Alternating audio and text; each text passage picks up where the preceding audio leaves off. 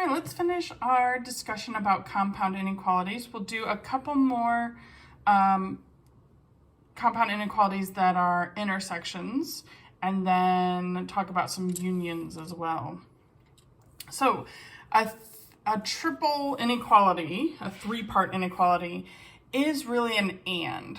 So we can think of it as really two separate inequalities where 10 is less than 3x minus 1 and 3x minus 1 is less than 5. But it turns out that we don't have to think of it in two parts to solve it. We can solve it just like we would any equation or inequality. We just have to keep in mind that there's three parts now, and we have to do the same thing to all three parts. So if I'm trying to get x alone, when we say solve, usually that's what that means. Then first I need to undo the addition subtraction. So I'm gonna add 1 to all three sides of the inequality. And what that gives us then is -9 is less than 3x is less than 6. And I'm still trying to get x alone, so now I'm gonna divide all three sides by 3. And this one works out pretty nicely here. So I get -3 is less than x is less than 2. And once we get x by itself, that's what it means by solve. So then the directions say to graph it and express it as an interval. So the graph, we just need to mark where -3 is and where 2 is, and we're between those values and we can't equal either side.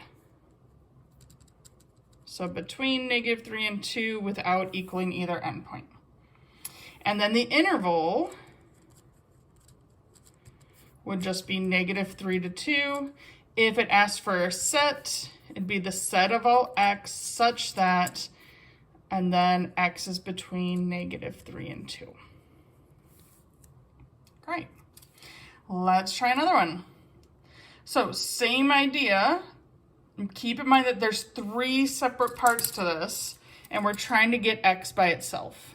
So first thing to do is to undo this +1 by subtracting 1 on all three sides.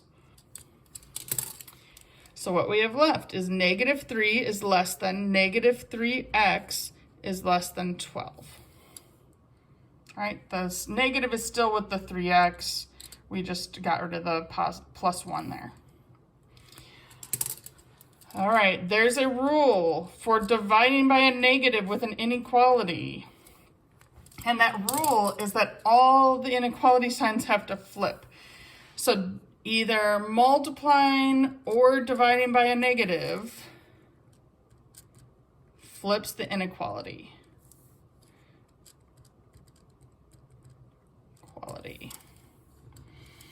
So what we get, -3 divided by -3 is +1.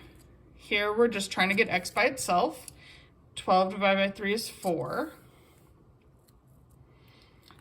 And now, I don't know that this is working. Because this says, oh, I didn't divide by -3, that's why.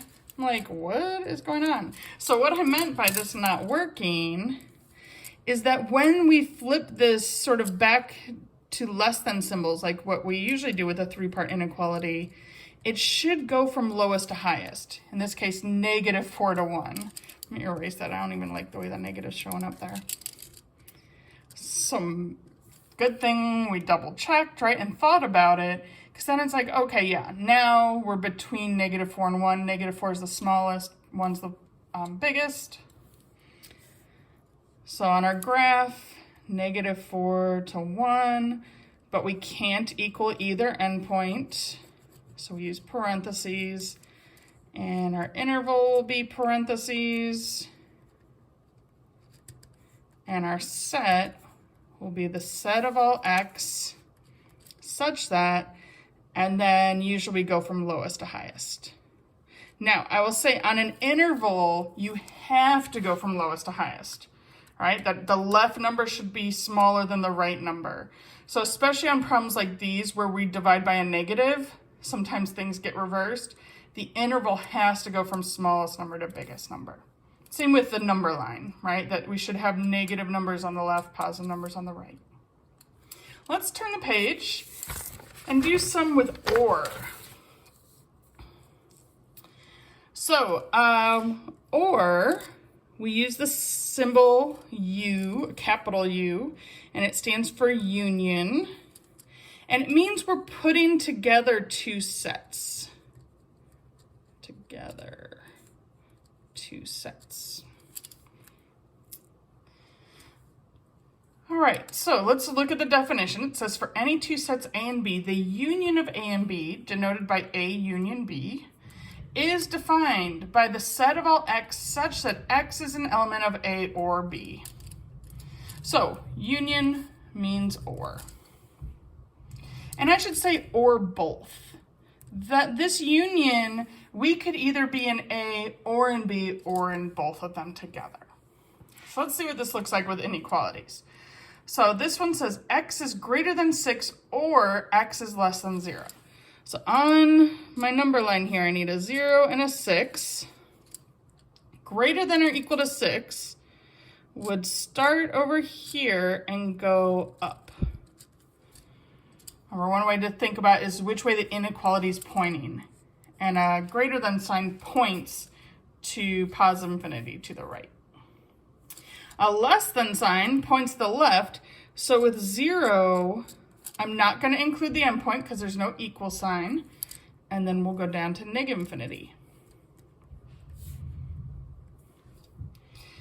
Because this is an OR, it's fine that they don't overlap. The interval will be negative infinity to 0, not including 0, union 6 to infinity, including 6. We always put parentheses on positive and negative infinity. It's only numbers that we can actually equal. All right, hopefully that first one sort of makes sense. Let's try another one. So this one says X is greater than or equal to 6 or X is greater than 0. I had to do a little double take here. It looked like exactly like part A. The difference is now we have this greater than. I don't want to underline it like it's an equal though. So that's the difference. So now 0, 6. So I can either be greater than or equal to 6 or I can just be greater than 0. So we got to pick which one it is. If this were an and, we would need the overlap where they both are. But for an or, either one is fine. So it actually doesn't even matter that we can equal 6. I don't even need that bracket there.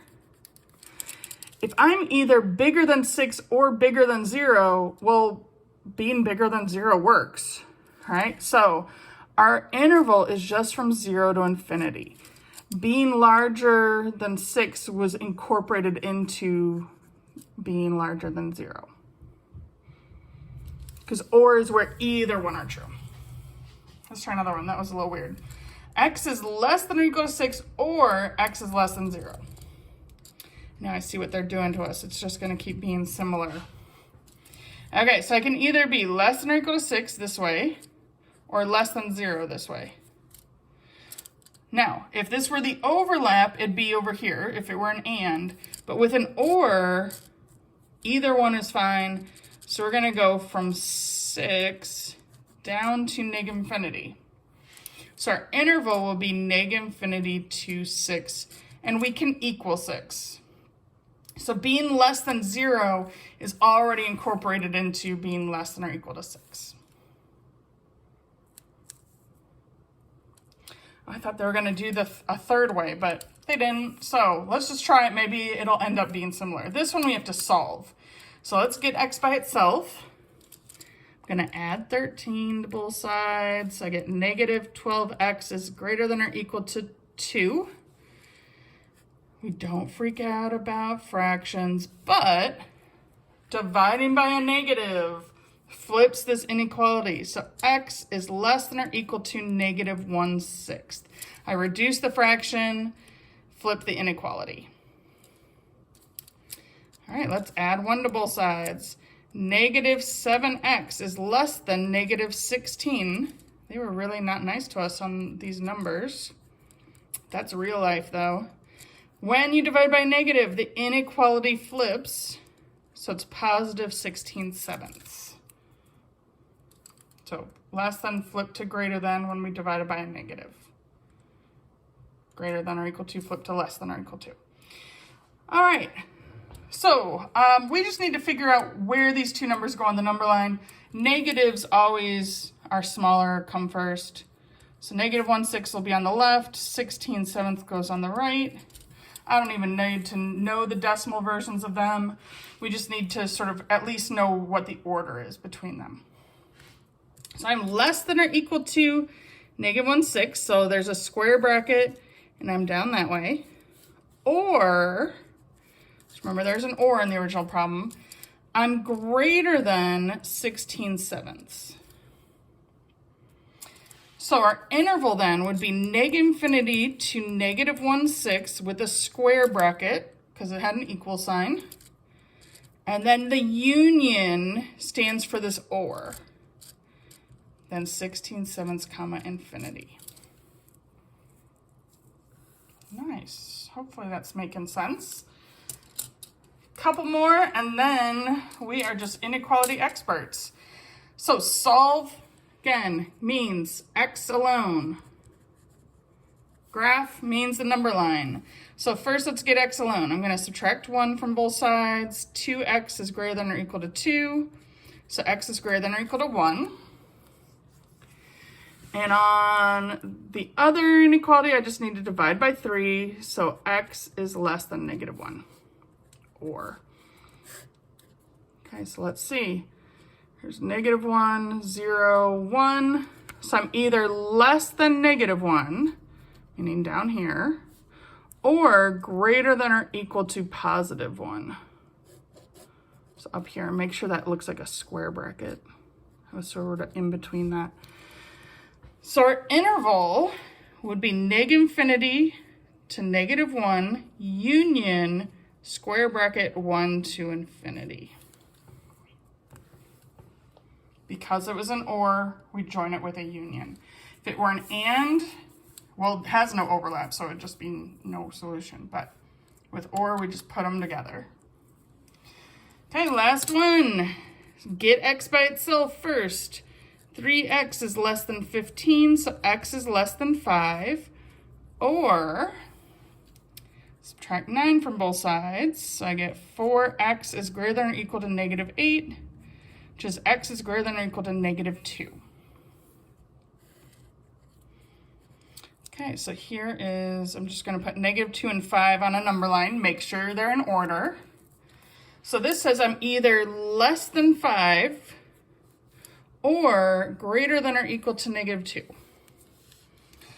Now, if this were an and, we would just look at the in-between. But if it's an or, we're talking about one or the other or both. So this actually covers up all real numbers.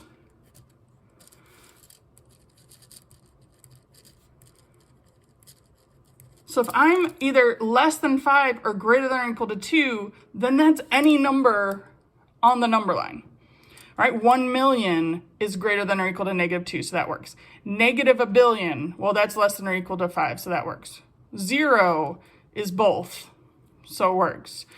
So our interval is -infinity to +infinity.